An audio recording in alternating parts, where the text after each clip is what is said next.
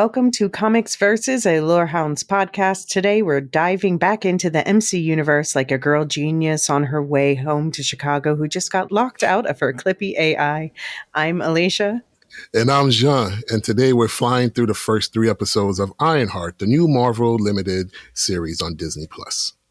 So we're going to start with some spoiler-free hot takes, and then after a warning, we're going to discuss spoilers for the first 3 episodes of Ironheart, but spoilers for anything else, Marvel shows, movies, or comics that come up are on the table. And John, you're a fan of the Ironheart comics, right? Yes, absolutely. I started collecting them as soon as the first one dropped. So I'm very familiar with the character. And I thank Bendis for creating yet another young Black superhero on page, and that we get to see her on screen is really awesome. And yeah, just I dig her as a character. What were you hoping for from her going into this? You know me, and my expectations are not really. I try to limit them. You know what I mean? I don't go into the shows wishing that they do X, Y, Z. I just want to see where they take the character.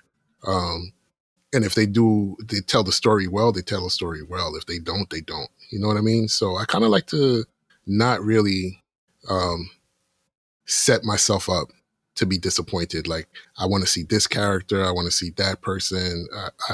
I can't do that to myself anymore. Yeah. I've learned lessons. I've learned lessons of having expectations from page to screen, that it always doesn't, work out the way that you want it to work out. So just go in with a, fresh mindset, knowing the character, but knowing that this is a different story that the people are trying to tell. Yeah. But next time we see Jennifer Kale, she's going to be with Man-Thing. Just saying. That's one of your holy grails. I know. But so, yeah, this show is the final phase in the final entry in phase 5 of the MCU. So this is wrapping up a phase, but this was a really delayed project, and it's still not really clear why. So it's not the last in the timeline that we've seen. It's actually set 5 months after Wakanda Forever. Do you want to remind people what happened with Riri in Wakanda Forever and the Black Panther 2? Sure, absolutely. So as one of her projects was used by the CIA to find vibranium outside of Wakanda, Riri found herself threatened by Namor since her invention put the Talokan in danger of being exposed to the surface world. Targeted by both Talokan and the United States government, Riri was approached by Shuri and the Wakandans, which later escalated into a war between Wakanda and Talokan. Riri helped the Wakandans in the final battle using a new iron suit made with Wakandan technology, and then returned to the U.S. after the conflict. Shuri made sure she could not keep the iron Right. suit. She's like, that is proprietary Wakandan technology. Yeah. We will be taking that back. Yeah, no, you can't do it. And Riri's like, but I got a taste. I must recreate this. I must have my own. That's right. Yes. Yeah. So there's this series, or I don't know if there's any thought about doing a second season, but so far it's been posited as a limited series, 6 episodes. So 3 episodes each for 2 weeks, and this week's episodes were Take Me Home, which was 41 minutes long and was written by Chinaka Hodge, who is the head writer / creator of this and also wrote the finale. Episode 2 was Will the Real Natalie Please Stand Up? Obviously a Slim Shady reference. That one's 48 minutes long, written by Mallory Howard. And episode 3 is We Endanger Girl, which is a reference to Whoopi Goldberg's iconic line in Ghost. That one is the longest of this bunch, 53 minutes, and it was written by Francesca Gales and Jacqueline J. Gales. So did these 3, people were worried, would these 3 feel like an arc together? We'll save the specifics, obviously, for after the spoiler break, but do you feel like we got a complete arc in these 3? Yeah, I really do. I feel like we've gotten to know Riri, which is, we didn't get to know Riri very well in Wakanda Forever. I'm sorry. No. there was no So time for anything. They jammed too right, much in. right. So this was a proper introduction, I think, to her as a person, to Hmm. see what makes her tick. And I think it really does the 3 episodes really do go hand in hand together. Yeah. Yeah. Yeah. I feel like we get a firm arc. First of all, I want to point out all three episodes were directed by the same director, Sam Bailey, who is from Yes. Chicago, by the way, and has done previous work on Grownish and Dear White People and other Great shows that I shows. haven't Yeah. watched. Yeah. Oh, great shows. Um, Great shows. yeah. Yeah. I love those two that I mentioned. So yeah, usually it's a sign when there's 6 episodes. These three were done by one director, the other three were done by another director. That's a good sign that we're getting two different separate arcs. And this one, indeed, it felt like we are properly introducing Riri, and we're establishing what is her situation in Chicago. And it takes it through like this entire first arc until, no spoilers yet, but there's not like a twist at the end, like, although I guess there was a little bit of one there, There but was a twist at more. the end. There Yeah. was more than one twist. I Yeah. wasn't expecting. But there was, yeah, things happen, things change at the end of this arc, I guess I Yes, should say. Yeah. absolutely, absolutely. It takes on a whole different tenor. Mm-hmm. Mm-hmm. Yeah. So yeah, we have a combination of technology and magic. So what is your overall hot takes? Did they spark your interest and cast a spell? Yes, they did. I'm super enjoying the these first 3 episodes. Mm-hmm. Um, I think each of the supporting characters have been given enough to make me like, if not, it's not that I care that they live or die, but that I care that they're on screen, right? So Mm-hmm. even there was one character that's no longer with us. I was wondering, where is that character? You know what I Right. mean? Yeah. So I really I think they've done a really good job with the character development of Riri and her supporting cast. Um, I'm interested to see where they go with the story, because if you know, you know about Parker. Um, so we'll see where that leads. Mm-hmm. Yeah. How about you? Yeah, like I said, this felt like a complete arc for me. I did feel like it was geared toward, young adults, like the age of the main characters, a la Miss Marvel, but I tend to enjoy those shows. They're fun. And You, this one you was. say that. I'm sorry, but you say Mhm. that, and my better half um, Mhm. watched the show along Yeah. with me, and she said that Mhm. this is one of the first times she feels like she's watching young people. Okay. Like she's Like they're watching, more naturally young. like she could be their mom. You know what I mean? Like Yeah, this, yeah. like that type of feeling, like Uh-huh. watching them make mistakes, and just Right. she felt like, oh, these are really just kids. They're Mhm. just young adults. And when you said that is geared towards young people, that Mhm. is really hitting the nail on the head, because even as, someone who's middle aged, I recognize that as well. You know what I mean? Mm. Recognize the youthfulness of the show. Right. But there is a surprising darkness too. Yes, yes, absolutely. Yeah. What Absolutely. would you put this on the Pekila scale? Which is a scale Oh, for anyone who doesn't know, the scale for violence and like emotional or physical violence. man. A two? Yeah. Two? I mean, it's not, I think it's not bloody, that's for sure. It's emotional. Yeah. There's definite violence, but it's not Yeah, gory or it's anything. not gore, but there's Hmm. definitely some emotional trauma, Yeah. right, with a lot of the characters. And So characters are not safe. no, no, they're not. No, they're not. So yeah. Yeah. And there's a lot of, I like the fact that there is a lot of moral ambiguity, even with Riri herself. That's that is big right there. that is big right there because that's something that, I definitely personally can relate to Yeah. around that age. You know what I'm saying? Mm, So it's, yeah, yeah, those are questions that need to be answered. And I'm glad that they're, positing these sorts of questions because these are yeah. things that happen really in life. Um, so I'm interested to see where the story turns, where it goes, and how those questions get answered. Right. Yeah. Yeah. So I saw someone compare this to the better Arrowverse shows, and Hmm. I think to me that seems kind of fair. But I don't. I think that it's it's a solid show. I would give it like there. I see some things that are I don't know. It's not like the like Andor, where there's attention. No, It's right. movie level attention paid to all the details, or it's not like Yes, Agatha, where it's transcendently something new, or Loki.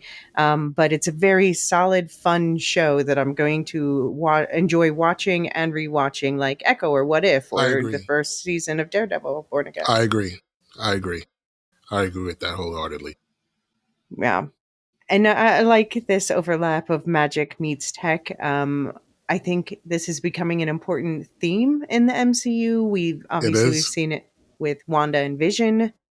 We've seen it with Loki in the TVA, and we're going to be seeing it soon with that's like a Hmm. big thing with Doctor Doom. Absolutely. Absolutely. You know, he's Doctor Strange levels. So Hmm. as well as Reed Richard levels on both Yeah, sides, you know what I mean, of the spectrum. So it's going to be interesting to see how they merge those two things in that one character. yeah. He literally becomes a sorcerer supreme at one point. Yeah, he's Sorcerer Supreme right now in the Marvel Comics. Hmm. It's one world under Doom. It's a great story, by the way. If Okay. anybody's interested, wait for the trade to come out. But yes, it's a really good story. Any more spoiler-free thoughts on Ironheart before we get into it? Yeah, I just want to call out the people who have been bad faith actors, in my opinion. Um, Mm, you know, it's one thing to critique a show, but it's another thing to critique a show just basically because you don't like black people or women. or women, Or worse, both. Yeah. or you don't like the fact that it's not white centered. And I feel that a Mhm. lot of these, complaints that people have is because it's not white centered. Mhm. And this is something that we've talked about, ad nauseum. It you, it really pains me that folks insist that they can't see themselves in these characters, right? Mhm. Just because these characters are black, brown. It really troubles me and it upsets me because as a proud blurred, I've seen myself in characters that look nothing like me. Right. And I've never once said, I can't be that because it doesn't look like me. Right. I've made I've enjoyed shows and movies and books that don't feature people who look like me or my family or my friends that I grew up with.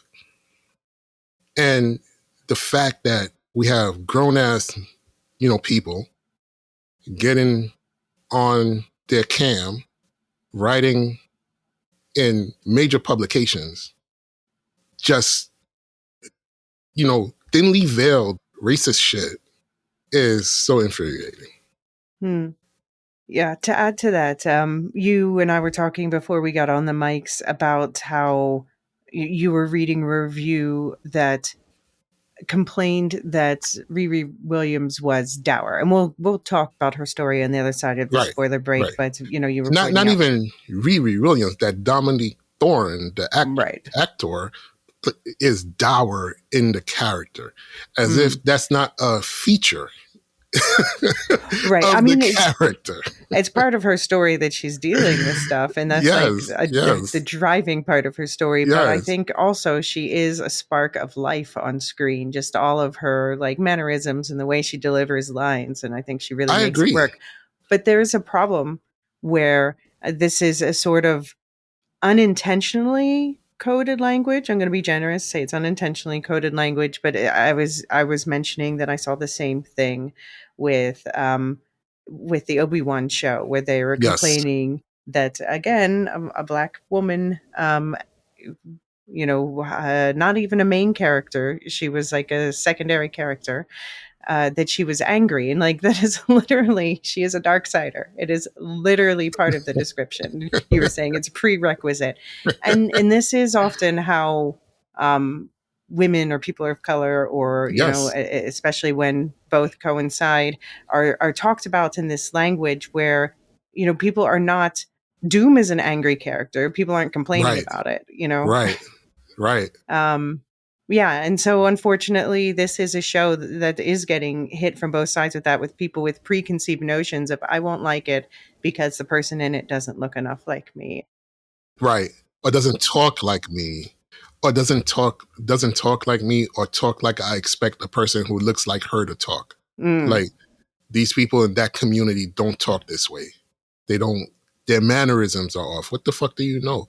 I know plenty of people who, who speak in a way that, you wouldn't, mm-hmm. right? Both of those things are such BS. Yeah, It's such BS.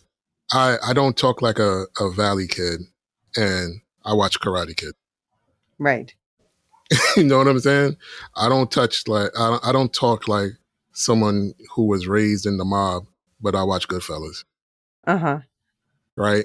There's Right. it's there's Well, I think there I is mean, there's an inherent racism also in expecting her to speak a certain way. yes, that's my point exactly. Hmm. That's my point exactly. So I'm not here for any of that shit. Yeah. Yeah. I don't respect it. I don't like it. And it's not to say you have to like a show and you can't be critical of things that you see in the show on a technical basis, or someone's acting. That's fine. You could say this is not for you, Hmm. but not in this way, Right. as is saying like this story should not exist because it isn't something that I can relate to. Right. You don't got to relate to it. You don't got to like it. You just be honest about it and say, this is not for me. Yeah. Don't give me the other bullshit. Yeah, this also comes down to, sometimes I wish they wouldn't have these people who are snobbish about review Marvel stuff either. That's too. That too. Just like, I don't know, That's a good point. what perspective are you giving Yeah, that's me? a good point. That's a good point. Hmm. So yeah, if you enjoy it, enjoy it. If you don't like it, okay, cool. I don't have a problem with someone not liking something that I like, but Right, don't right. but pretend that you're not liking it is because you know you're not centered in it, because I can see through all that bullshit. Yeah, You know, yeah. Okay, any last spoiler free thoughts on these three episodes no, before we get into no, it? All right. no. Get the haters out of here. They could kick rocks. Yeah, then probably, if you're listening to this, you're probably on board with us, but just to make it clear. All right. Just to make it clear. We're going to take a quick break, and when we come back, we will get into the details of the episode. Here we go.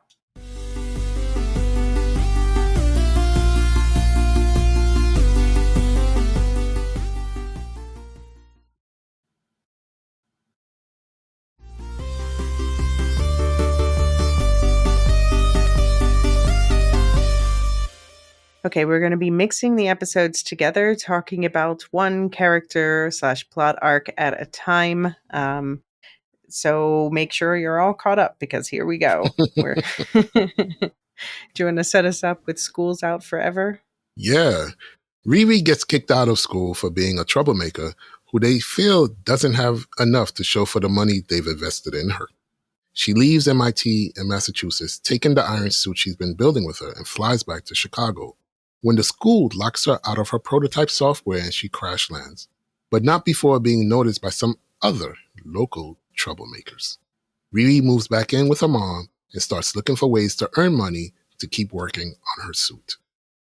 So yeah, we talked a lot about Dominique Thorne, but I think that yes, I think she's got real star power. Just the way that she holds the attention on the screen, and the way she delivers the lines. She has great comedic timing, and all these very specific micro expressions that give Yes. Riri character. Yes, I agree totally. I agree. Her expressions tell so many stories, right? Hmm.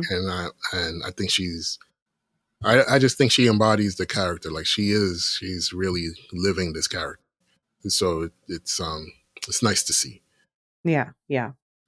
It was also nice to see back Jim Rash. So people know him from Community, but he played the dean of MIT. He showed up in Captain America: Civil War, so it was funny to see him. He's still just for like a cameo. He's still in the MCU. um, so they called her a plagiarist and kicked her out. And at first, I thought they were calling her a plagiarist because she copied Tony's suit.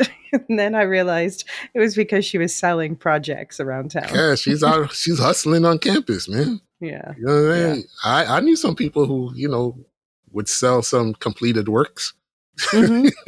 and got really nice got a nice little piece of cash for doing that. So yeah. I hope the people that she was selling to in this case also got kicked out. Oh, I doubt it. I mean, they said zero tolerance for plagiarism, but didn't they also say she was selling to other schools in Boston? Yeah, she was going all over the place. She was everywhere. Yeah, she was. She was hustling, man. So I looked at the flight time. A commercial flight from Boston to Chicago is 2 hours and 13 minutes. Let's assume she can go a little faster and she doesn't have to deal with, all the headwind and all that stuff. So a little under 2 hours. I guess it took them that long to scramble to lock her out. But then isn't that messed up for them to lock her out? Like, can't they? I guess they don't know that she's currently flying, but they could assume that's a possibility, right? I mean, I would have assumed that's a possibility, but they obviously don't care. That's the one thing that I was waiting for, somebody to come through to take the suit back from her, Mhm. and I'm still trying to figure out why no one has come through yet. Mm. But she just That's one couldn't. thing that's like stuck in my brain. Like they locked her out, but is it her suit or is it the property of MIT?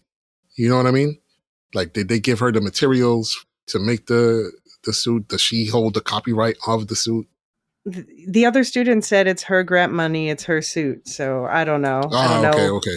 Um, but they were not letting her keep the Clippy AI. Yes, the AI was probably the schools. Yeah. Yeah. Trevor the pencil with a backpack is Yeah. MIT's teaching robot and virtual Yes. assistant. Okay, so yeah, that makes sense. Okay, that makes sense. Yeah. I mean, because Riri would make better AI than that. That she actually did, right? And she actually did. Yeah, yeah, yeah. We'll get to that in a sec. I yeah. One cool thing we learned about Riri later in this these three episodes is she can identify planes and engines by sound. Yeah. So I Yeah. wonder if that's going to come up. And I love they have a different title intro for each episode. I like the first one where It she was so crash cool. lands. Yeah, That was so cool. she crash lands, and then there's Ironheart broken into, and The she's concrete. yeah, and she's what, the A or something, or no, the R. Yeah, the R. It was so cool. That was such a cool visual. I love that. Yeah, yeah, yeah. The other two were the one was a street sign, and the other was money on the floor. Yeah, I mean, I like the shtick overall, but the first one was definitely the best. Um, we get introduced to this kid. We meet him twice in his first three episodes. His name's Landon, played by Harper Anthony. Any thoughts on Landon so far? He's hustling for to cart stuff around for Riri. So yeah, I think those characters that we met right off the bat were pretty it was pretty solid. Like see this kid Landon just hustling, trying to ferry things back and forth throughout the neighborhood in his Mhm. little wagon. I found that humorous In because this economy. yeah, exactly. Like Man, I feared for him too, though. I'm not going to front because I know some parts of Chicago, you don't want to be, Mm, lugging stuff around town like that. But still, I thought that was pretty cool. yeah, and I like Riri's mom, Ronnie Williams, played by Angie White. So we first meet her with she has some friends over, including Madeline Stanton, played by Cree Summer, who Cree Summer, it was driving me crazy. What do I know her from? And she's done like Oh, a yeah, shit ton of animation. She yeah, does voices for lots of like Rugrats and things like that. She's been on Abbott Elementary, but what I really know her from, and you're old enough also to remember this, A Different World. yeah, absolutely, absolutely. Yeah. As soon as I saw her, I'm like, oh, that's great.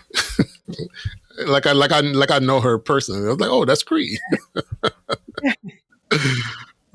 Yeah, great show, great show. Yeah. Yeah. So anyway, well, Madeline Stanton, she obviously she was doing like the crystal, talking about stones and stuff. So we know she's on the witchier side, and she wants Ronnie to bring Riri by to meet her daughter, who, and I'll say Madeline Stanton, the name also belongs to a real life historical figure who's a famous librarian. And yes, there is a character with the last name Stanton in the comics, and I think we're going to be talking about all of that next week. So, Awesome. And I love the fact that she was just walking around with the sage. mhm. It's like, yeah, we need to purify Riri aura Yeah. because it's off, man. It's off. But it's also interesting that like Riri is more science, but her mom is more connected to this new Yeah, age spiritual side. exactly. But that goes back to what you were saying. This show with science and Right. magic, right? This Mhm. is the Mhm. the supernatural, and Riri is very not the supernatural, but she's Right. surrounded by it at this point. Yeah. Yeah, so Riri has a nice base even if she's shoving people away, as her mom calls out later. I mean, yeah, I guess how many. It's relatable to me. You know what I mean? Mhm. It really is. It really is. Mhm. Yeah. That struggle between being young adult and parents, and that older Mhm. generation that raised you, and you really think they don't get you, they don't understand you. You know what I mean? Yeah. That's I recall that. Well, especially being the girl genius, she's been Yeah. put into schools, into college ahead of her time. Yep. She was like 15, I think, going into college Yes. when she was in Wakanda Forever, and so that forces her to grow up too fast in some ways. I think as well. I don't. I, Yeah. I don't know if she's growing up too fast. You know what I mean? It's like I don't want to say stunted growth, Mm-hmm. but there's something that she's missed out on. You know what I mean? Mm-hmm. So, and Yeah. you can tell that, and She it's skipped pieces of her adolescence. Yeah. steps. She skipped a lot of steps Mm-hmm. Yeah. for good reason. For good reason, for good reason. 'Cause she is a girl genius and she's inventing a new kind of AI. Riri struggling with memories of the drive-by shooting that took her stepdad, Gary, with whom she was close, as well as her best friend, Natalie. And Natalie's brother, Xavier, welcomes Riri home with a mixtape that also features Natalie's voice. And Riri uses her own brain waves while thinking about the memories this mix triggered to train a new AI, creating a super AI that's uncannily like her friend and seems to even possess her memories. Um, so, first of all, I have to call out that this montage where she's doing this, and I have to say it's also a montage with a Parker scene we'll talk about more later. Hmm. But it's set to Nina Simone Sinnerman, and I had Hmm. to replay the montage 3 times because I kept getting so distracted by how much I love that song. Yes.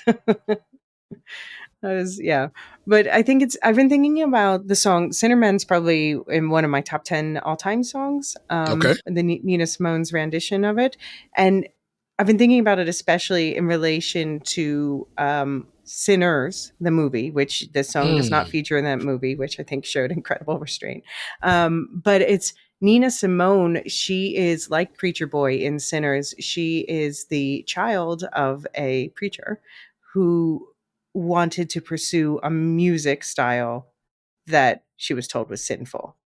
And so this singing this song Sinner Man, it's a reckoning with that. It's like I'm told that I'm no good and going to the devil, but yet I choose this thing that gives me pleasure, this music. She sings it in the style of the music that she's told Right. will send her to hell. And the lyrics of the song are, the turn to the rock, I turn to the river, I turn to the The Lord, and sea. all of them say, you know, I can't protect you, sinner man, go to the devil, go to the devil.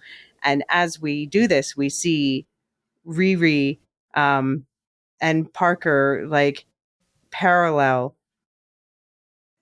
being obstinate in their own ways, and like, I Mm. will give up anything to find the means to my ends. But it's also because they've both been told no so much to get to that point. Well, Am I making sense? no, you're making sense, but thinking about it, it's like I know what Riri's end goal is, partly, right? Mm-hmm. Mostly. I'm still searching for Parker's, Mm-hmm. right? I know what he's doing, but I want to know why he's doing it Mm-hmm. specifically, right? Like, what is he trying to accomplish here? And we'll just call it out. He's made a deal with the devil, right? Yeah. So, what's the deal for? Mm-hmm. I mean, power, yeah. But yeah, to what ends? To what end? To what We get end? hints here, but presumably that's something they have to really address in the next Right, next week. right. Yeah. Another connection with Sinners is that, and this goes back to the Wakanda Forever, the AI that Shuri was using in Wakanda Forever, that Riri was kind of trying to copy in a way, or make her own version of, is called Griot AI, which is like the storytellers, Mm-hmm. who, like Preacher Boy again, are connecting between the realms. So yeah, cool crossover. That word's coming up a lot lately. It was also on Doctor Who last season. There was that, what is it, the engine and the storyteller or something.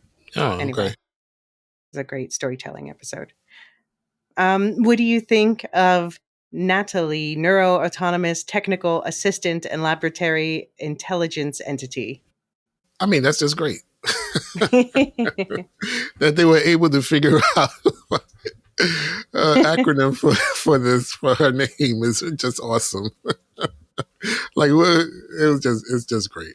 These are the sorts of things that make me chuckle, as you can Hmm. tell, because I'm chuckling right now. But yeah, I just love that those little things. Like, God, they actually came up with a name, and it makes sense. And I'm like, oh, Hmm. okay, that's so cool. So I think who's the actress, the actor that plays Natalie? Lyric Ross, who She's great. I know her from This Is Us. I watched like the first, I don't know how many seasons of This Is Us. I don't think I've ever watched. Okay. I I don't do think I've ever. remember I watched until like just after she joined, and then I was just kind of like, this show so depressing. Yeah, I don't think I've ever watched it, but she's really good in this. Hmm. Yeah, she's really good Yeah, in this. it was a good I show. love her energy, and I love the back and forth that she has with Riri. Hmm. Um, and as a now newly born AI trying to figure out who what that means, Yeah. right? And it's actually super creepy in a way that this AI is like, man, I need to figure out how do I break these shackles? How do I get free almost? Hmm. How can I be a better partner for her, to her? You know what I mean? It's really something that I'm gonna pay attention to more over the next 3 episodes to see what her growth is. Because this is, again, Natalie wasn't allowed to grow up, you know? So Hmm. now we have an AI version of Natalie who is looking to spread her wings as well. So let's see. Yeah.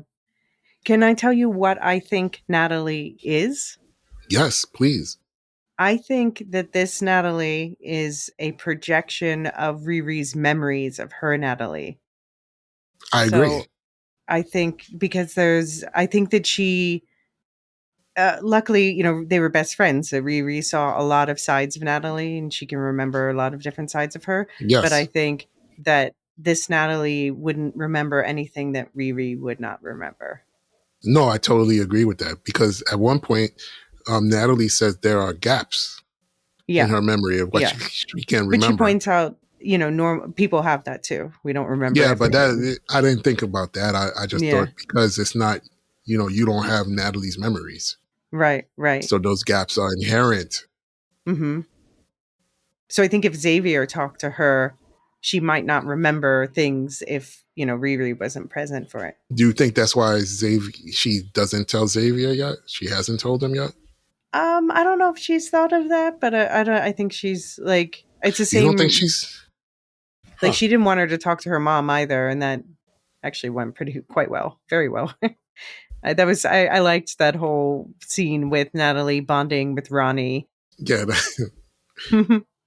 get behind me, devil. Yeah, the whole thing was giving me weird science. Oh, that's a good one. That's a good one. I was wondering, could this be an origin for tech that we'll see in the future? Like something, one thing I was thinking like LMDs in general, life model decoys. This is something that's in the comics. It's something that's in Agents of Shield, which I will swear is still canon until I die. Um, but I'm one, yeah. This is, I guess, it may be a different universe than that. So in the other universe, Maria Hill becomes also an LMD, and she and Talos live happily ever after. Anyway, sorry, we're not talking about that show. But Uh, I was like thinking, we have the Vision show coming up. right. Could it play into that in any way? This technology. I mean, it can. I Mm, wouldn't be surprised if they somehow bring this back up because this is, you know, Iron Riri is a big part of the young superhero cohort in the comic books, mm-hmm. right? And I know the show was greenlit years ago, um, and it's just coming out now. It's the end of Phase 5, right? So I Mm-hmm. get all of that, but I don't think they can just sideline her. No, they better not. I don't think they can, and I think it would be a mistake if they did. Mm-hmm. Um, Again, Feige, has disappointed me before. Mm.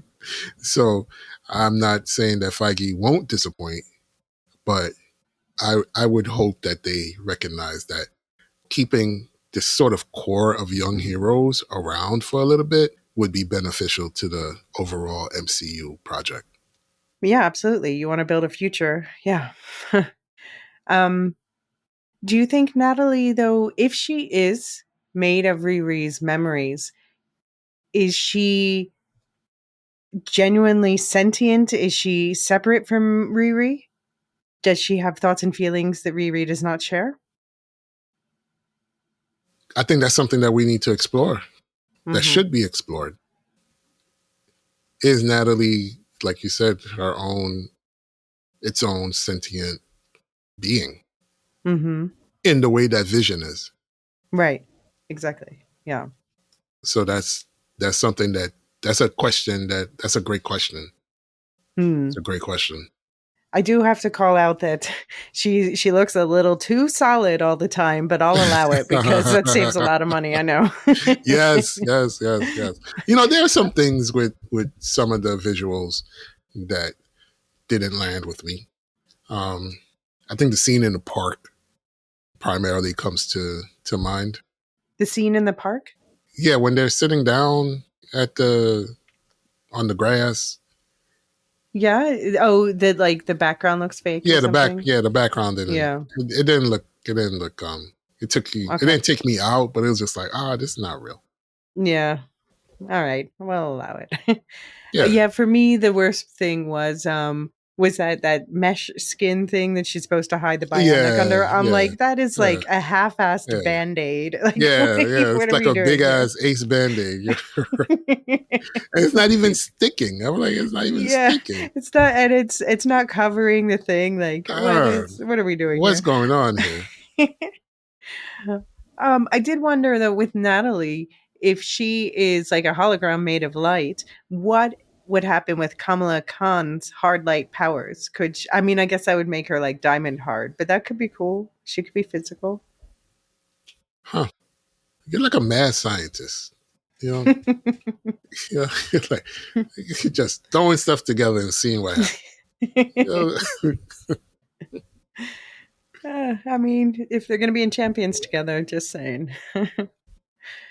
um, so Ronnie wants Riri to make one of Gary. Ah, If it were possible, wow. honest, how bad of a We idea would that be? it would be a terrible idea, but you know, we were watching it on and we both exhaled at the same time and said, wow, damn. It's like it's like that was so powerful.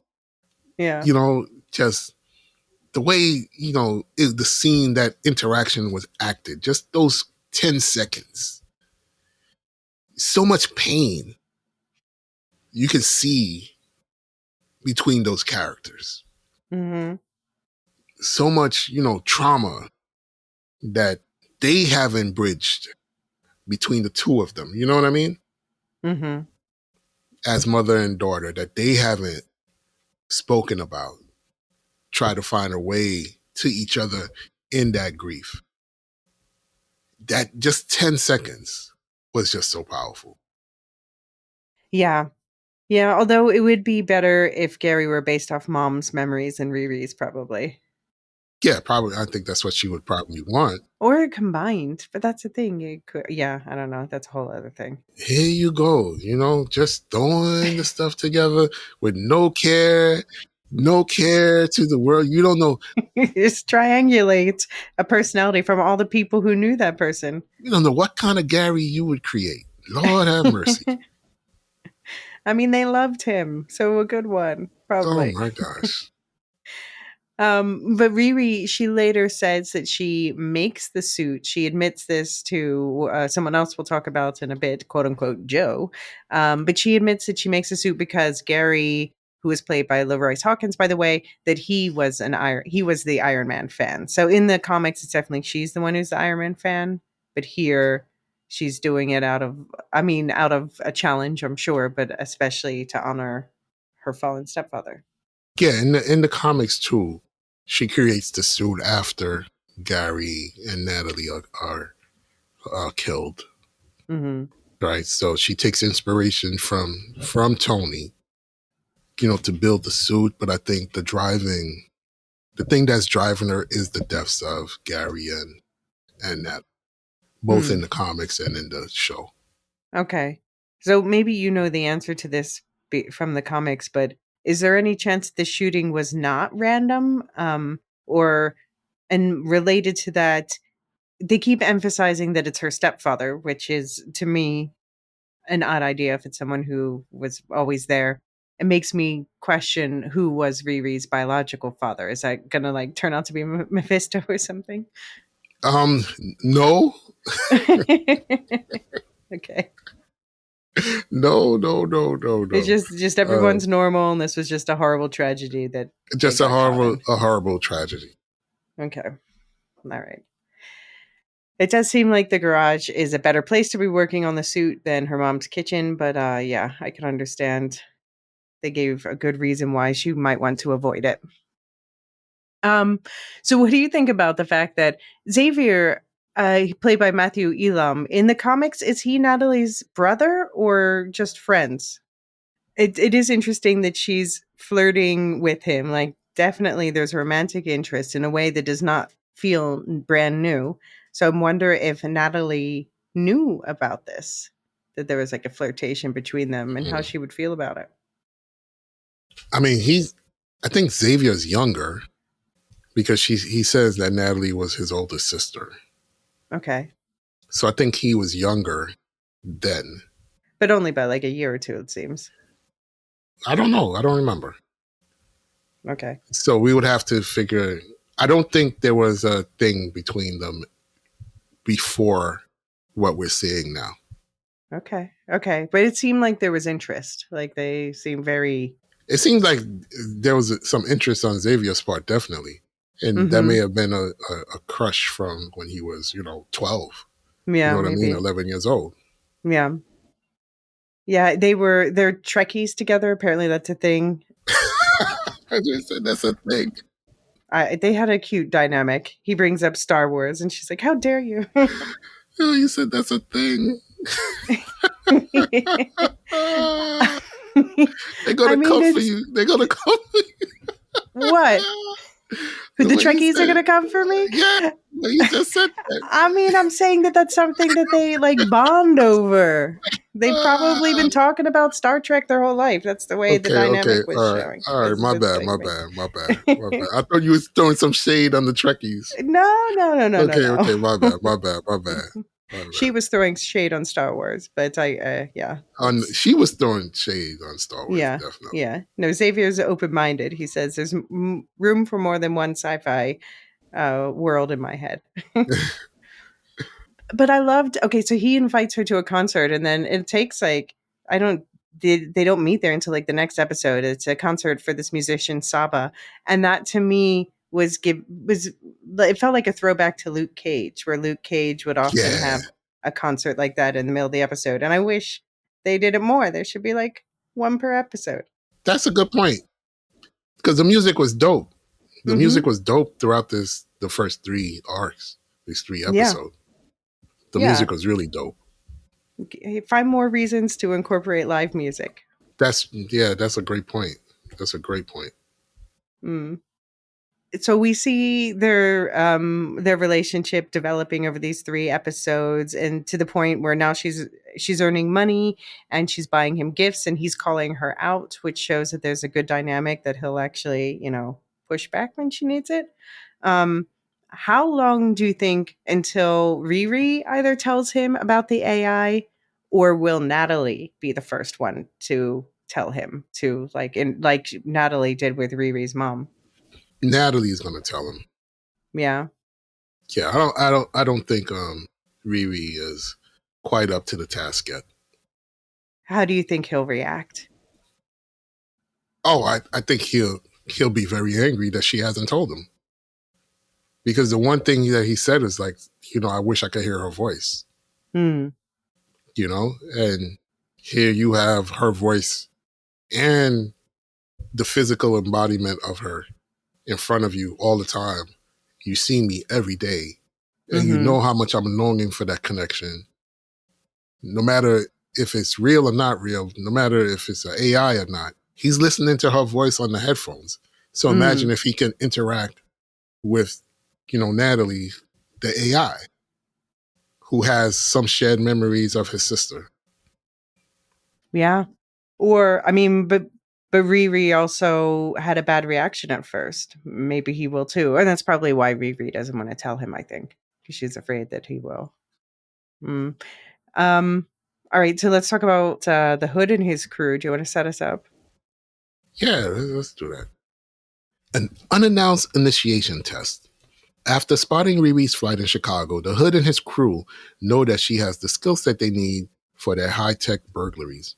Cousin John swoops in to help her buy some parts for her suit that she can't afford, and then invites her for a meeting with the Hood above a pizza shop. She arrives, the Hood gang traps her in the elevator filling with gas, telling her to find a way to break into a lockbox to get a gas mask. Riri shows outside the lift thinking by breaking out of the elevator instead. She's invited to join the crew and starts helping them on the jobs. So what did you think about them springing this elevator test on her? Yeah, I thought it was weird. Mhm. Like, I would have bounced if I was her, Mhm. from. She tried. And then they waved money in her face. Yeah. I know, but I would have bounced it if I was her. Hmm. You know, like she's smart enough to know what that money comes with, because of Mhm. what they just tried to do. You know what I mean? The test that they gave her. And she's smart enough to know, like, yo, I shouldn't be fucking with these people. You know what I'm saying? Mhm. Because she's not built for that. And the thing is, it's like, I get it. The money she's flat is flashing in her face, and she wants it, and she makes a very bad decision. She makes a very poor choice. Yeah. Yeah, by the way, she didn't seem too bothered by that smoke in the elevator.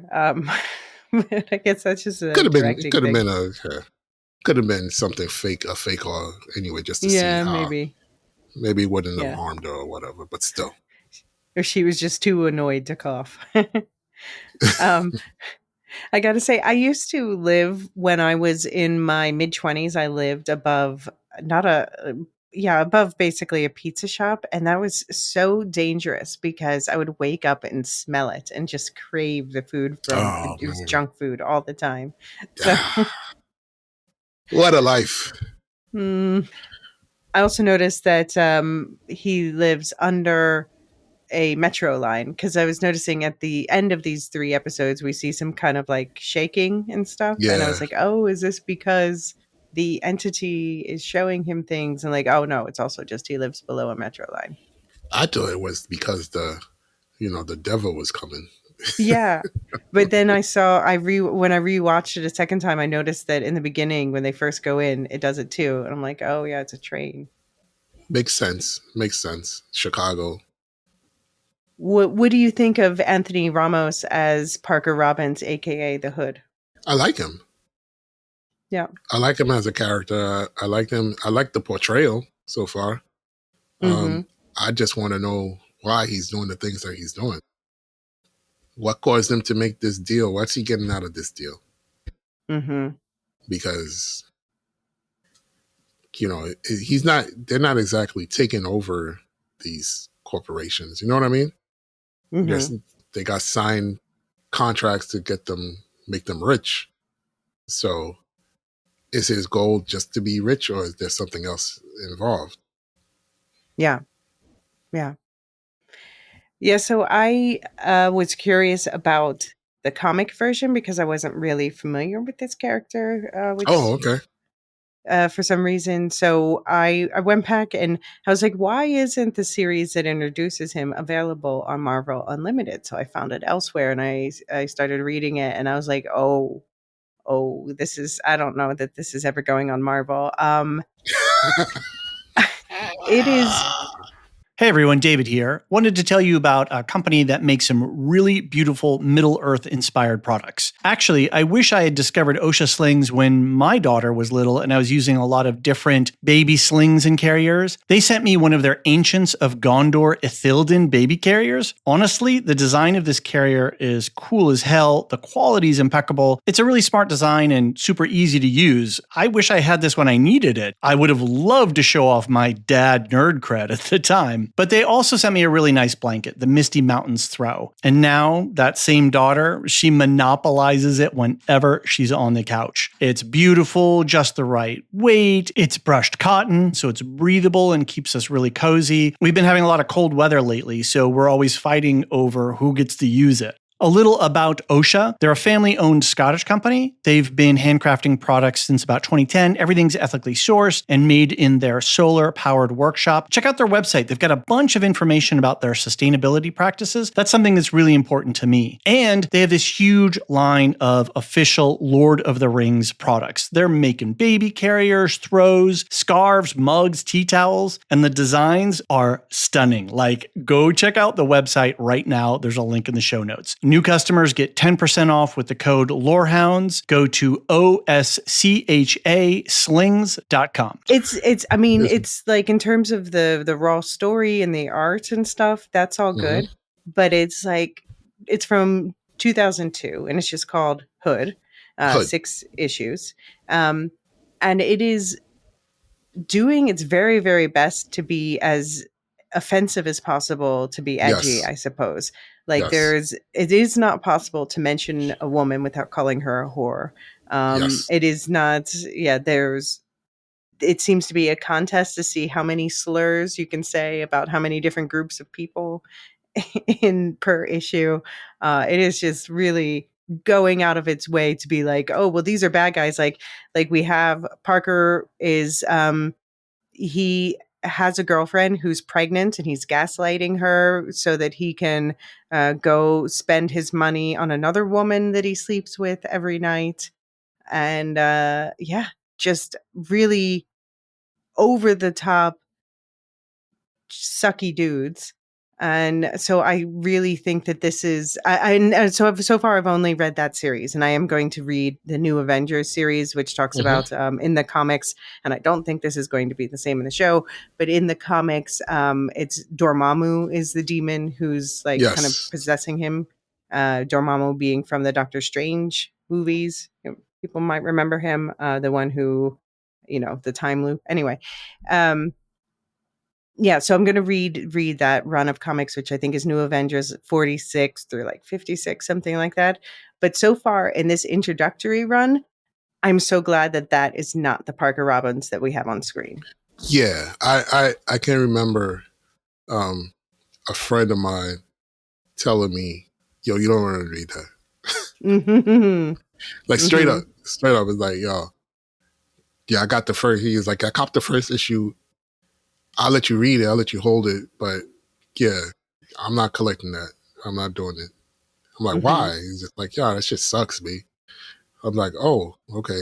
And then we talked about it or whatever, and I skimmed through it. I didn't read that Mm-hmm. his first set of Right. appearances in the MCU in the Marvel comics. I didn't read them, but I got to know the character later on, Dark Yeah. Reign, during Secret Invasion, Mm-hmm. because he plays pretty big roles in those stories as well.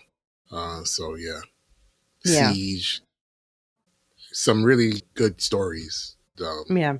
that Marvel put out. I presume that they made him less icky. Yeah, I think so. I mean, he can be a villain without being like without have it's just like literally every page like wow. Wow. But they also, he's also not the in those stories he plays major roles, but he's not the major player. Mhm. You know, you know what I mean? He's given a chance to be his villainous self, but the stories are not centered on him per se. So Mhm. I think that gives a little a nice break from what you just described. Yeah, yeah. Well, yeah, they are doing a new origin story as they always do, so I'm happy to see it. So we see the hood that he keeps in a safe. It's burned at the bottom. Do you think that's brimstone? Yes, sulfur, something, Mhm. Mhm. Hellfire. something. And yeah, apparently it feels hot when worn. And he says it's magic, and Riri says magic is code for I don't know. So I don't know if magic is code for I don't know. It does seem like in the MCU they do try to explain magic in scientific ways a lot. Yeah, I agree with that. And we see he's got some corruption that's spreading. And I would notice like it seems like we when we see him, it seems like it's gotten pretty far, but it does seem like it originates around his heart area. I didn't pick that up. And we see it over especially his back and left shoulder, and by the end of this first batch of episodes it seems like it spread across the top of his back, but it seems like it started around the heart area. All and right, I and gotta go so back to that. his cousin John is trying to tattoo over it to cover it up, but it's just spreading too fast. And he's taking ice baths, I guess, to deal with the pain or the heat or Both, yeah. you know. Hmm. In the comics, John is literally his cousin. Here, I'm not sure if we're meant to think he's his cousin or not because he says he's been on his own since he was a kid and then John found him. No, he said. I think he said his. He said I think. cousin John, but does he Yeah, mean it literally? I think so. Yeah, Okay. All right. I think so. It doesn't seem like they're in a gang or something. You know what I mean? Like, Yeah. Or I I mean, think he just cousin picked. is Yeah. the family term. Definitely, I think Okay. Okay. So what do you think of cousin John, played by Manny Montana? I like him. I like him. I think he's really slimy, like a criminal should be. Mm. You know? He's the most violent and forceful of the group. He's Yeah, apparently HR recruiter, getaway driver, and knife specialist. he's everything. You know, like a true criminal. So yeah, Hmm. I believed him. You know, I bought into the character. So one thing I want to know more about. At one point, we see him walking this big, beautiful dog. Where is that dog Where's the now? Does dog? he have a family at home? Who's taking care of the dog? I don't know where the dog is. You know what I'm saying? I don't know where the I'm dog worried is. about the dog. But we know where he's at. I know. We know where Well, who's cousin's at, taking but care of the dog? Oh, we don't know where the dog at. we don't know. Like, did he have a partner? Did he have a housemate at least? Or, I mean, because that was like a big ass dog. That's a dog you need a yard for. There it is. Okay, so we meet the rest of the team. We meet the other star. Really is Slug, who's played by Shea Coulee. Shea Coulee is a famous drag queen from RuPaul's Drag Race. Yeah, you call all contestants of RuPaul's Drag Race she. Otherwise, Shea Coulee, I think, goes by they. Real name Jaren Merrill. But yeah, she won the All Stars and was like runner up for a season that was very controversial that she didn't win. So she's a huge favorite. So people are really excited to see it here. What did you think of this Slug? Yeah, I like this slug. I'm Hmm. glad they didn't do the comic slug. Yeah, I Honestly. mean, this I don't understand why this character would allow themselves to be called Slug, but this is absolutely nothing like the comics version. Yeah, I'm happy that they didn't do the comics version. Which But is like, but like, why just call? I'm so happy we have this character and not that character. But why are we giving this character the name Slug? I think Shea Coulee deserves a better name. yeah, that is true too. That's true. And the Mm, reason why I say I didn't want to see the comic character is because no, yeah. the comic character is just like this morbidly obese figure. Just yeah, and we don't need those caricatures. I think Hmm. I'm not here for that. Yeah. No, I mean, this is a much cooler character with Yeah, a distinctive personality. We find out of the entire crew, this is the only character we get any sort of origin. I mean, we get a little of an origin story from the others, but I guess we should presume the others are from Chicago. We'll talk about the blood siblings in a minute with their different accents. But we hear that Slug is from Madripoor, and Madripoor, fictional place. We saw it in Shang-Chi. We saw it in Falcon and the Winter Soldier. did she say she's from Madripoor or that she's just Hmm. the most wanted in No, Madripoor? she said she was from Madripoor. Yeah. And then later said that her Mm, aspiration or their aspiration is to go back to Madripoor and open up a Michelin star restaurant. So Slug considers Madripoor home. home. Okay. But yeah, they were wanted because they were, what was it? They were like stealing from high rollers, Madripoor or something like that anyway. But this is the hacker Robin Hood character. Yeah. And by the way, Robin fun Hood? fact. Mm, Yeah, I don't know if stealing any. from the rich to give to the poor themselves. Oh, yeah, themselves at the end. Okay, I don't think anybody here classifies as a Robin Hood character here. None of this Uh, crew. no, that's fair. I learned a fun fact though that Shea Coulee also inspired the look of an X-Men character who's popped up recently called Shade or Dark Veil, which is a Oh, I didn't drag know that. queen member of the X-Men that they has a different story and everything, but they modeled this character's look after Shea Coulee. Oh, wow, I had no idea. Yeah. And Dark Veil can control the Dark Force to teleport himself and others. Like Cloak from Like, Cloak and Dagger. yeah, true. Good point. Yeah, when are we getting them back? We already have them cast.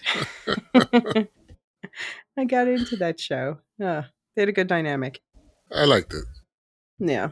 And then we have Clown, played by Sonia Dennis. Clown is the pyrotechnics specialist, and this is the character who first we see is most ready to gossip with Riri about Parker. and Yeah. then is the one who breaks into the vault and wears the hood. I'm like, Clown, I am worried for you. But I like her though. I like Clown. Yeah, I like her. She's fun. She wants to be an explosives entrepreneur on the black market. Though she's going to open up a school for Right, as a money laundering scheme. Uh, so the blood siblings, I know this is after the blood brothers, but I have to say the first time I heard blood siblings, I'm like, yeah, okay, they're not adopted. Now I get it. Their last name is Blood. But the blood siblings are Roz, played by Shakira Barrera, whom I know from Glow, and Jerry, played by Zoe Terakis, whom I know from Talk to Me. And they are the muscle, basically, and they have been kicked out of everywhere for unsportsmanlike behavior. And I think it's funny. The casting is great in the fact that they do look like real siblings, like their faces. They do. Yeah, they do. But they have completely different accents because Jerry, the actor's from Australia. So I don't know. I need that backstory because I have to assume the rest. We heard slugs from Madripoor, so the rest are from Chicago.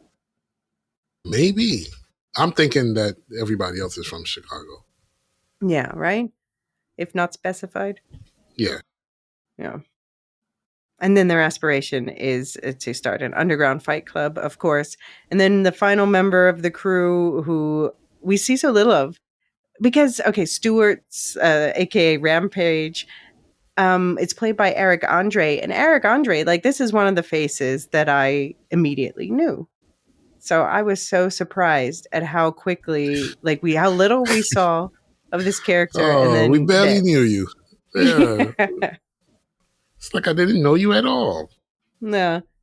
What did you think about Rampage? Well, first of all, the fact that why are they all get to have their stupid names, but they won't call Stewart Rampage? Yeah, Why? I know. It's like so weird. It was like he's the butt of jokes in the crew. And I was like surprised that he was, like you said, that he was gone. Because, second episode, I'm like, where's that dude at? What's going on? Like, they just totally replaced him with Riri, like off the rip. And I was like, oh my gosh, like, is he going to show up again? You know what I mean? And lo and behold, nope. Not showing up again. Do you He's gone for good. do you think that John did kill him? No, I think Parker did. You do? Yeah. Just because, like, if you get fired, you get all the way fired? Yeah, I think Parker did. Okay, yeah. Yeah, it's messed up. And then Riri's like, oh, I'm saving money to quit when I can. And the others, especially Slugs, looking at her like, Yeah, you think you can quit? That's super cute, girl. yeah, exactly. And and she can't. You get in bed with thieves, man. This is everybody thinks you can just get out.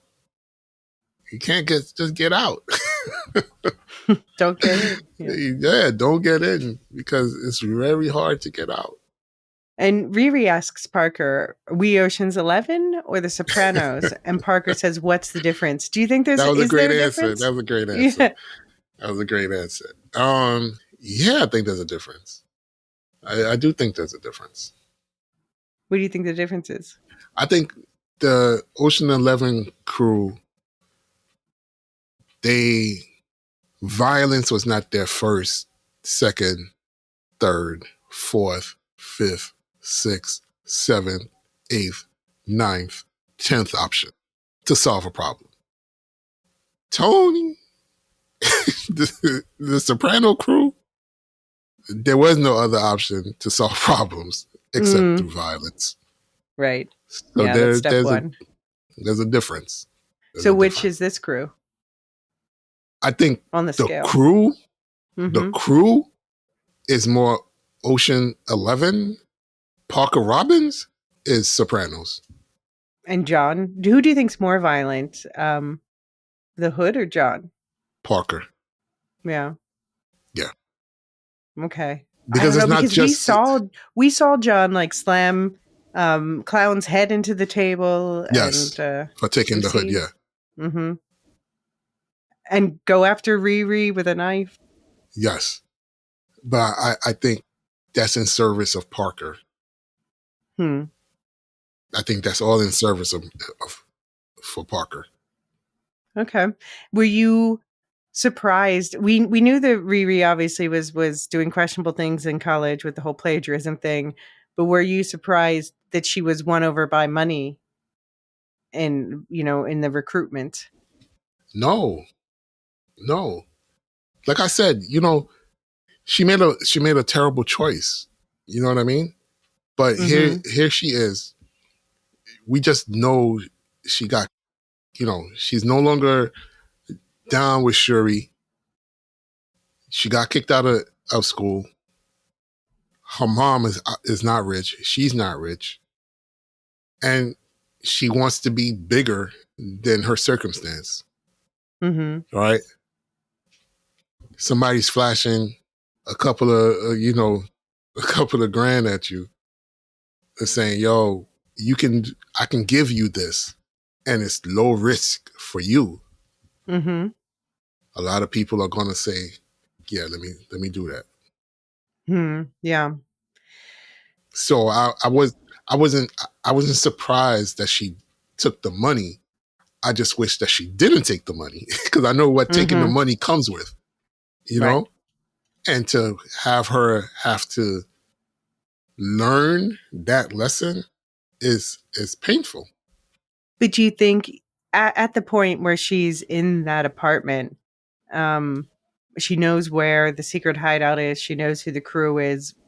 Was there any way she was walking out that door if she didn't say yes? I don't think that was ever a question for her though. So whether they would have let her leave or not, I don't think is the question because she never even thought about that. Hmm. So she didn't make the decision based on the safety of herself or Right. her mom. She Mm-hmm. made the decision saying, I could get 10 racks right now. Yeah. That's a lot of money in that bag. Right. Exactly. Yeah. What can Mm-hmm. these 10 racks do for me right now? And that's Mm-hmm. what she did. So she didn't make the decision thinking, man, I've seen all of this stuff. Now they're not going to let me leave. That's not why she chose what she chose. Yeah. It is interesting she doesn't tell the group about her super intelligent AI. I mean, you can't put all your cards out there, right? No, no, that's fair. That's fair. Yeah, but this does kind of lead to a wrinkle in this first job that they do. We hear from John says to Parker in the beginning of the first episode that there's some jobs coming up. There's this Sheila Zarate tunnel job. There's Heirloom, and that's the one we see in episode 3. There's one other, and then there's quote unquote the The big big job. job. Yeah. And Cousin John also says later that Parker is being blinded by a personal vendetta, which I assume is related to the big job. And while he says this, Parker is glowering at the CEO of Artworks on the news screen, who's quoted saying, like, oh, the coward who's doing this operations and stuff. Interesting thing is the CEO of Artworks, his His name name. is Arthur Robbins. Hmm. Hmm. Dun, dun, dun. Da, da, da. So it seems like this vendetta might be personal considering a last name is shared. Yeah. Yeah. But yeah, this first job is an underground electromagnetic highway takeover. So they have this underground highway that moves cars around with electromagnetics. Obviously, it's for rich people, taking a lot of resources to build and going to bring in a lot of money. And so Parker basically blackmails this Sheila by having like the rest of the team set up to shut down the garage so that he can say like I control your operations. But Natalie, who's been told by Ronnie, like, oh, if you want to get past Riri's walls, you got to force your way in.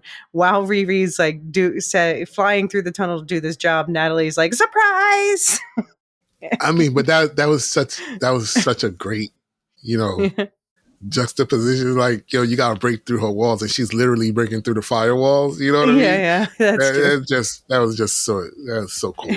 I like that little play on words. Yeah.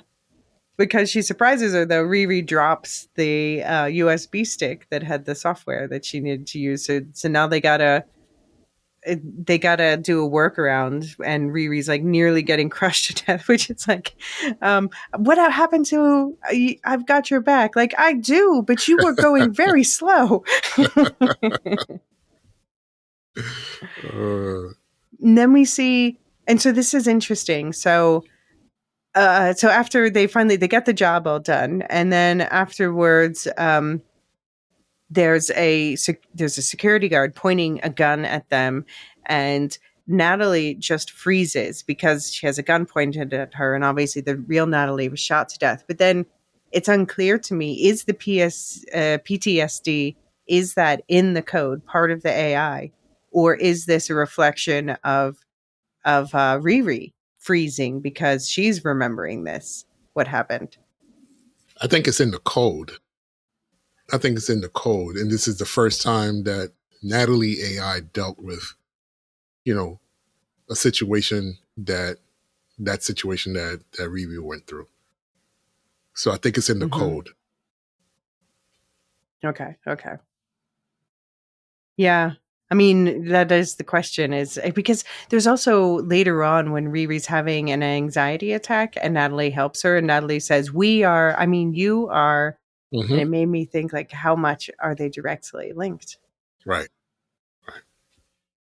And we see here some of the Hood's powers. The Hood can bend bullets, and the Hood also, well, this I know from the comics, and they give a suggestion to it.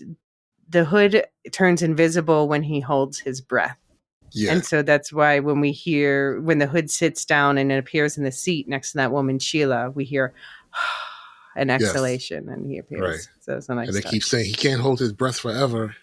Right. Yeah. Good point. Yeah. They don't, I kind of appreciate that they're not like, he's like, by the way, my powers are A, B, Yes. C, Yes. I like this. I like Yeah. this. Mm-hmm. And I like that they kept him with the guns too, because in the Mm-hmm. comics he one of his he has two guns. He's out here, wearing two guns on his hip, and they shoot magic bullets. Hmm. And bullets can even hurt or even kill like superhumans. Yeah. So I'm interested to see how that plays. Yeah. And any other powers that might be in there too.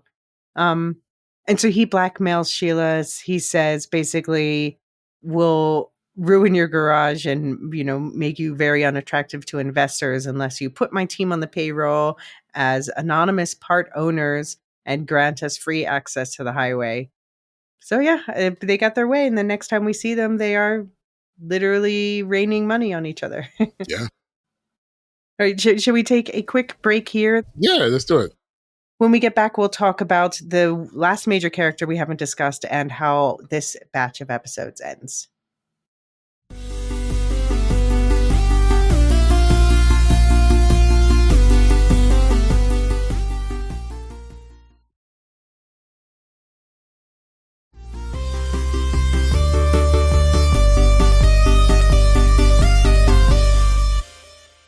All right, let's talk Tony's tech scions. Do you want to set us up? Yeah. Riri's hunt for parts for her suit leads her to a shady tech bro who has a problem with standing up for himself. Riri pushes him to find his backbone while coercing him to let her plunder his tech wares, and a friendship starts to be forged. Yeah, so How did you feel about it? Joe McGillicuddy in air Yes. quotes. Like, It was fun to see the actors Alden Ehrenreich, who plays Han Solo in Solo. He played Hobie Doyle in Hail Caesar. I like him, so I was glad to see him pop up. I think we also see him go through an interesting character arc, and he's not even in the first episode, I don't think, so just in 2 episodes, basically. But then, yeah, we find out he's actually a rich techie whose dad is name is Obadiah S. And he says Obadiah is a common name. And this makes me bark out in laughter every time I see it. It is absolutely not not a anywhere. common name, right? It is not a common name. No one's going around being named Obadiah outside the Bible. Oh, man. Oh, man. Um, So Obadiah was played by Jeff Bridges, and he was the main villain in the original Iron Man movie. Do you want to remind people what his deal was? Yeah, he wanted to take over Stark Industries. He wanted Tony out of the way. He Yeah, built his own fleet of Iron Man armors. And yeah, and he piloted one himself. What was it? Ironmonger? mm-hmm. Yeah. And that's why we get a reference to the word Ironmonger. Joe/Ezekiel says it. Yes, that's true. That's right. That's right. And then can I just say, when he said, my name is Joe McGillicuddy, I was like, who the hell is this? This is not a Joe McGillicuddy. Like, this fake ass name. Who is this? Like, I was racking my brain. I'm like thinking, like, who could it be? Who could it be? And then it's like, okay, it's Ezekiel Stain. I'm like, all right, cool. Let me see how the story plays out with this guy. But as soon as he said Joe McGillicuddy, I'm like, ain't no Joe McGillicuddy. That's impossible. Were you excited to see him turn up? Joe McGillicuddy? No, well, no, Ezekiel Stain. Um, I want to see if this is going to be his villain journey. This is what sets him on his path to becoming a villain. Yeah, in the comics, he just basically his father taught him to hate everyone who to just basically hate Tony Stark and everyone associated with Tony Stark. But in this version, the public story is that Obadiah Stane died in a plane crash. The private story is that he fought Tony Stark and lost. And Ezekiel found out the real story and basically says that he disowned him and spent his whole life trying to be nothing like him. Says they weren't close. So yeah, I like that they're not just giving him the motivation of like, my father's enemy is my enemy, Right. And that's why I want to see if it's his villain journey, because, and when they started talking about him with all the biotech that he's doing and things of that nature, like that's a big part of the comic book, Ezekiel Stain. You know what I mean? So it's, I want to. Does he start doing the experiments on him already? He started, yeah. So we'll see how he becomes what he becomes in the comic books. Yeah. Yeah, and it's interesting if Riri plays a role in that, because she's encouraging him to stand up for himself. But now No, he's she like, absolutely did. Because she left. She dropped the sure. ace bandage. The The ace bandage. She dropped it on the floor. But even before that, just like encouraging him to stand up to his neighbor and his colleague and stuff. And then we see he's beheading flowers now. He's blackmailing Riri back. Now, granted, both of those things so far are kind of deserved, but you wonder, is this the beginning of a slippery slope? Right. Yeah. I love, by the way, I just have to call this out whenever it happens. She shows up at his house and she's like, I want some parts. And he's like, I don't know what you're talking about. And then he says, maybe whoever you're looking for forgot to change his address on the black market. And I'm like, listen, TV writers in general, the black market, the dark web, these are types of websites. There is not a place called theblackmarket.com. This is not a website that exists. I'm going to go to the black market today. Yeah, I put my address on the black market. I just needed to take it. And by the way, if your information's on the black market or the dark web, you are not getting it back. Unless you're a really good hacker. But anyway. Yeah, it's cold of Riri, though. She threatens him with an anonymous call to the FBI. So we're seeing I think everyone except Riri's mom and Natalie, I guess, is really morally gray. And Xavier.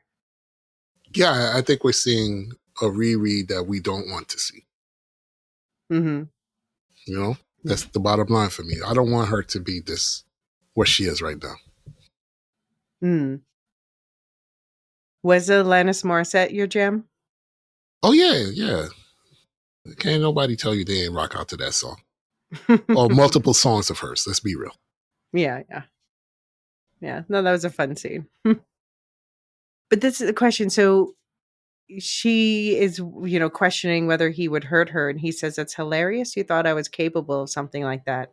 Do you think he is capable of killing her or others at this point, as from what you know of him so far? At this point, no. But in the future, yes. He hasn't become that yet. No. So right now, I don't think so. Hmm. But can he become that? Yes, absolutely. Yeah. I mean, he has like weapon, missiles in his bunker. He has a bunker full of Yeah. things that could blow up But towns he and was going to cities. return So, them. yeah, okay. Has That's what not he done said. so yet. We don't know No, how long he's no. had these particular things, and none of them have been returned yet. And he has all over his house "Eat, Pray, Love" signs. I'm like, Yes. this is the artwork of a serial killer. You have nothing but "Eat, Pray, Love" signs as your decor. uh, Oh. Had you heard of I'd never heard of, I had to look this up, the drink called an AMF? I have not. No. I wonder if it's like, I don't know, after our time, but apparently it's an adios motherfucker cocktail. Yeah, I And never. Mm. it's five different types of alcohol together. So it's a Long Island, but instead you take out the triple second cola and replace that with blue curacao and like Oh Sprite or Seven God, Up. Lord have mercy. Yeah, so it sounds like Yeah, very like a summer drink that's gonna mess you up. it sounds like an adios motherfucker. Damn. Yeah. But yeah, I mean, I like Riri and I don't know, are we calling him Joe or Zeke? No, Z. Okay. I like Riri and Zeke together. I think they have a nice budding friendship, and I don't want him to turn against her. I want them to be friends. Agree. Agreed. But you know what? I think it's going to happen. You think he's going to turn? Yes. We'll see. Okay. I mean, I know. Based on the comics, yeah. But maybe it'll take a while. I don't think so. Maybe he'll be complex. I don't think so. Like in we were seeing some complex wavering in the Your Friendly Neighborhood Spider-Man first season with certain Mm, canonically villainous characters. that's fair. That's fair. Hmm. What do you think about Riri's suit? We found out in this scene the way it works is she has a magnetic repulsion field which keeps her from, I guess, bumping into things, and it's her suit. She doesn't have an arc reactor because they don't just hand those out fair, so it's solar and wind powered, and we see I like cute love little it. solar wind Yeah, I thought wings. that was great. It Yeah. looked awesome. Yeah. It absolutely rocked. It looked awesome coming down with the solar, what do they call them? Solar panels. Panels. Hmm. Like an It looked iron just, angel. yeah, it just looked awesome. Looked really great. And wind power seems like a smart way to power the suit because, yeah, solar obviously that works best in daytime, but wind power as you are flying, you're Mm. generating wind. So it's kind Oh of, yeah. Uh, she's a genius. mm-hmm, super smart lady. And yeah, inspired by her. So this is the son of a tech leader. I don't know. I won't call Obadiah Stane a genius. No, I think but the he problem wasn't was, because he just took mm-hmm, Tony's designs. Really, yeah. he wasn't inventing these things himself. He was just reappropriating Tony's tech. I think in the comics and here, Ezekiel is smarter than his father. What do you think? Do you agree? I think in the comics he does the same. In the comics, he's not really. No, I He mean thinks Ezekiel he is smarter than Obadiah. no, no, but in the comics he thinks himself to be uh, a genius, but in Hmm. actuality, all he does is reappropriate Tony's technology. So in the comics, he has it's not that he's like Reed Richards or Tony Stark or Black Or Panther Riri Williams, yeah. or Riri Williams. He just takes other people's technology and tinkers with it, Here it seems repurposes it. like he has some interesting ideas, some better than others, but But he's not. notably, go ahead. He needs Riri to. Yes, Yeah, and he yes, he admits that too. He's like, he please come admits help it. me with my ideas. Yeah, he's Here's the he's blueprints. like 3D printed corneas, second iron stomach, which reminded me of there was like a couple episodes in Rick and Morty. Rick gave Summer, his granddaughter, a second alcohol stomach to go on Oh spring my break. gosh. Like, Oh that's my what this gosh. is. Nanotech muscle fibers that increase strength and invulnerability. I'm like, that might come back. Laser enhanced fingernails. Okay. And a biomesh material for the skin, which obviously becomes, Needs a lot of work. That needs a lot of work. mhm. Yeah. Yeah. The The band biomesh aid. material. Yeah, it needs a lot of work. It's a band aid. Um, but yeah, we see he's already started to implant Right. circuitry into Right. himself. He wants to create a Neuralink to test the potential for a prosthetic implant. So I guess this is like in Star Wars, Luke Skywalker, spoiler for, how many, 50 years ago, whatever. Luke Skywalker, actually, no, sorry. I'm aging all of us. I think it's like 40 years ago with Star Wars, the second one. But he loses a hand and then he gets a fake hand, a prosthetic hand replacement, and but it's still operated by his brain. And basically, what Ezekiel is implanting in himself is the Neuralink that makes that possible. Right. So, and that definitely is setting up. I mean, you probably are more familiar with him from the comics. Yeah, that's what he does. He enhances Hmm. his own body with his tech. Mm, So that's why it was, once he started talking about, all the biometric, the biotechnology that he wants to, and I'm like, oh, okay. yeah. Okay. Yeah, and then Riri's actually at this point she's like the more problematic one here. She's like, Yeah, "Oh, absolutely.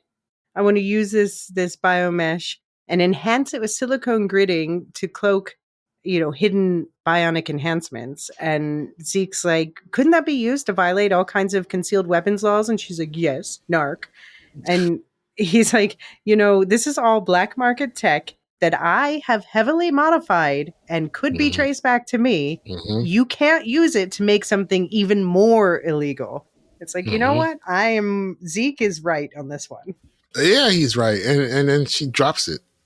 Yeah. Yeah. She says, I promise it won't blow back on you. Cut to. If that's not a villain in the making, like, Hmm. you just ruined my life. Yeah. All right. Well, you want to set us up for the cut to? Yeah, sure. Deadly mistakes. Riri has grown suspicious of the Hood after what she's seen and heard. On their next job, infiltrating a high-tech greenhouse complex, Riri gives Natalie control of the suit while she sneaks off to try to slice off a piece of the Hood's cape for analysis. But everything goes wrong, and Riri accidentally exposes that she's spying on the Hood to John. And when the greenhouse begins to light down, she leaves him to die. Like, damn. Yeah, Damn that you. took me. That took me. I was like, whoa, wait a minute, whoa. Like, you're gonna go back? You're gonna go Yeah. back, right? But it Yeah. makes sense that you don't go back. I get why you don't go back, but you're gonna go back. Come on, I Riri. mean, Gotta go. I get it. I guess, yeah, because he was chasing her with a knife, and she had hurt her ankle too. So she is and they're all running out of oxygen. And then Natalie swoops in and saves her, puts her in the suit so she gets oxygen back and flies her out of there and just leaves him. So it's not like she's like, leave him to die, but she doesn't stop it, but also she's just recovering herself. And he was just trying to kill Nah, her. And it's, you're making excuses. Come on, come on, come on, come on, come on, come on, come on, come on. She left him to die. she left She him could to have gone. die. She She did. could have gone back. She And could this have is gone also back to save him. this is where it also becomes a question of, is Natalie an extension of her own thoughts? Because if so, then she double left him to die there.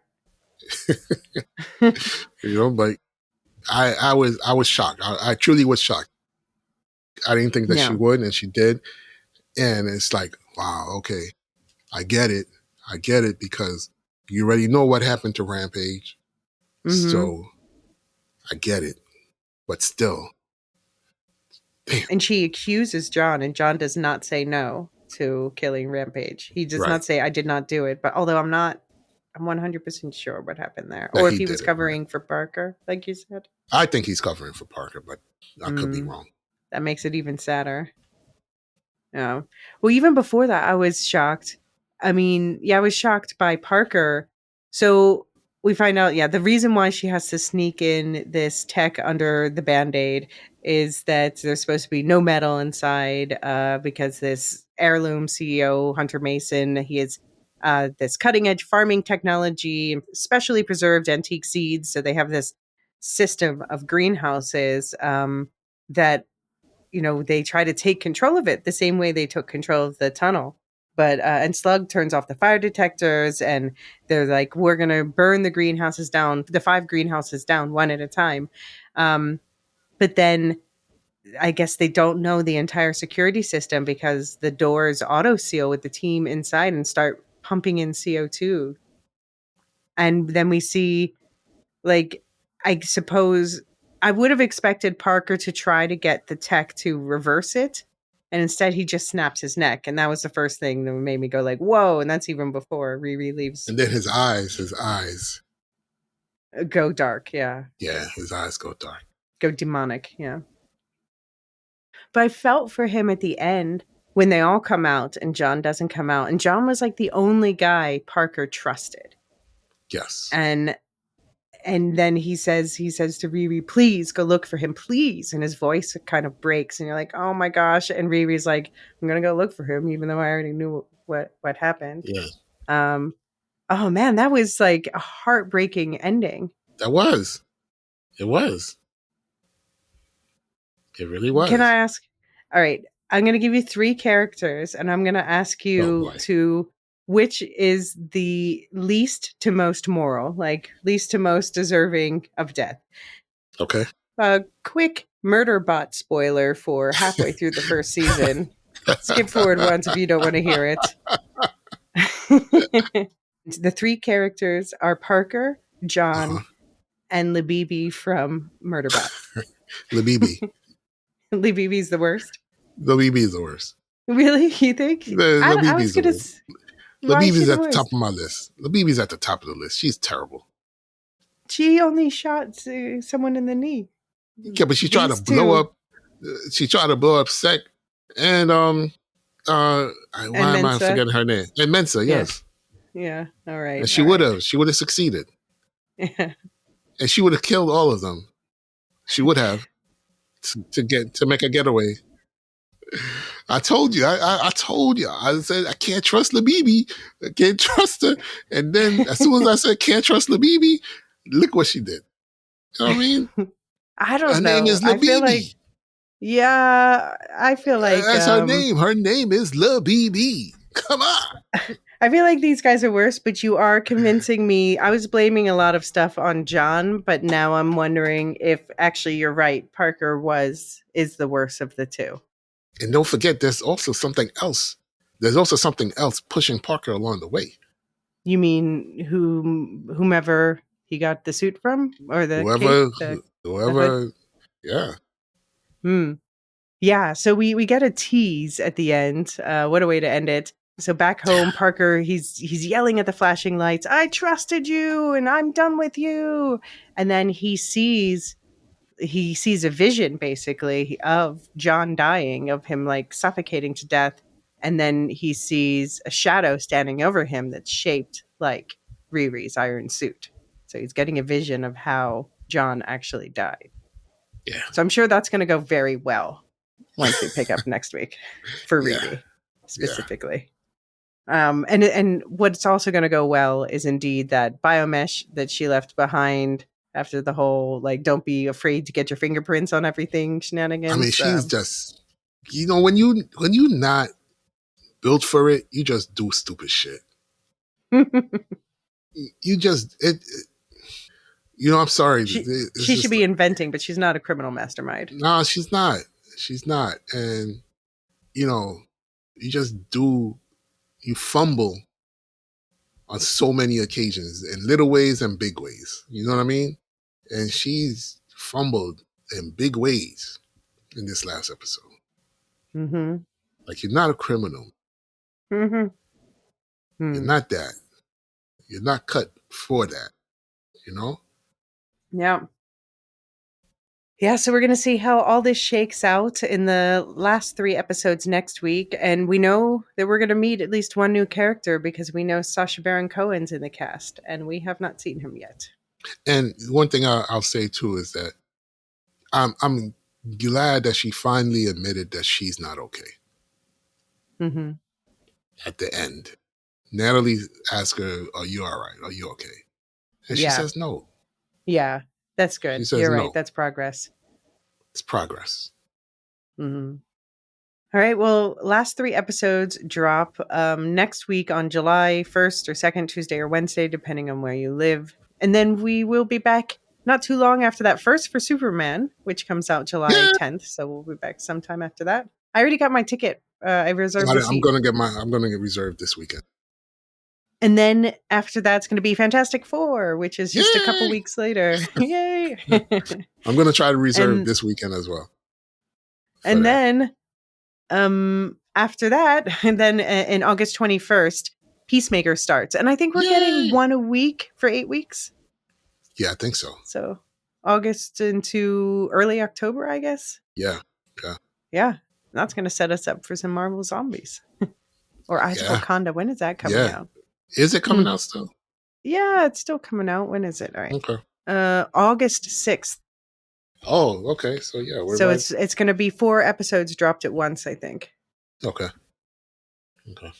All right. So we've Geek Summer continues, but first we're going to finish Yes. up Ironheart. So a good start. Good start. Agree. And I think it's going to be a good conclusion. And yeah, there's 2 more weeks of Murderbot coming. If you have feedback for any of this stuff, send it to lorehounds at thelorehounds.com or to MCU at thelorehounds.com if it's about Marvel specifically. There's a link tree in the show notes, with a bunch of links, one of which is to the Discord, where we have forums for Marvel, for DC, for everything else with spoiler chats. We have a chat set up under there for Ironheart as well. And the other thing you should be looking out for from us in a couple days is we did for subscribers a 28 days and 28 weeks later look back last week, I think it was. And now we're recording this weekend 28 years later, and I know you just saw it. Great movie. Wow. Yeah. Yeah. It's my number 2 movie of the year so far. I can see why. I can see why. Mm-hmm. Great movie. Great So I'm movie. looking forward to breaking that down. We can talk about the low slows and the alphas. Lord have mercy. And Supercats and Patreon subscribers, you as always are getting extra stuff coming your way. Jean and I recently did the Sony Spider Villainverse power ranking funeral. That was a lot of fun. People are calling out Jean coining the Sony shit universe. That's you. And we have a couple 11Cs, the monthly movie club. We just did one for Wes Anderson, where we talked about especially Isle of Dogs and the Royal Tenenbaums. And July's is going to be the Val Kilmer Film Fest. So we're doing voting for which Val Kilmer movie we're going to talk about now. I didn't see the vote. Oh, that's true. The vote didn't. The episode just came out, so you can listen to the vote setup. But I think the vote, maybe it'll come out before this episode, maybe shortly after. Yeah. All right, cool. Of course, check out all of the affiliates. Never mind the music, Radioactive Ramblings, Rings and Rituals, Properly Howard, Wool Shift Dust, and the Star Wars Canon Timeline podcast. And I just want to shout out that I was also a guest all this week on the Dune Minute podcast, talking about 5 minutes in the middle of Dune Part 2, where we dove especially into the Jessica of it all, which was one of my requests, unsurprisingly. What you wanted to do. I'm cross-posting one of those episodes on the Will Shift Dust feed, which makes sense because Jessica, for anyone who doesn't know, is played by Rebecca Ferguson, who is also the main character in Silo. Okay. I'm going to do the shout outs, and I pulled a random one from the Epic folder. You sure you want to do this random? Oh, gosh. This one, it's called Bully, and I was going to say it's for John, but you convinced me. This is Bully for Parker now. Okay, all right. Oh, all right. Thank you to our Discord server boosters, Aaron K, Tiller the Thriller, Dork of the Ninjas, Duve71, Athena Ajalea, Tina Let's Do, Nancy M, Ghost Partition, and Radioactive Richard.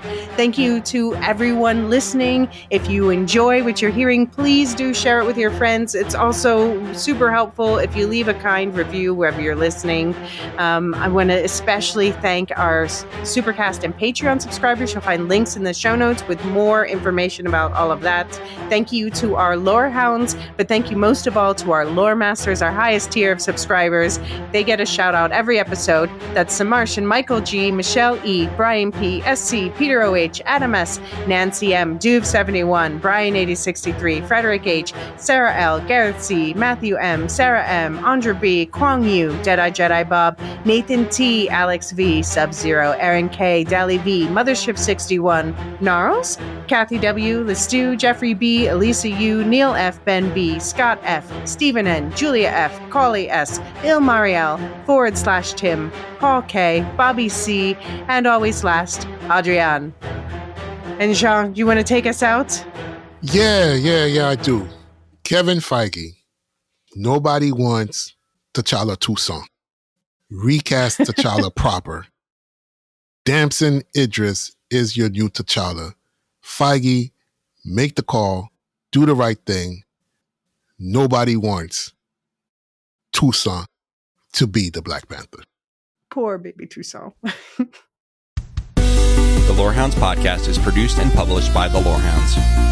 You can send questions and feedback and voicemails at thelorehounds.com/contact.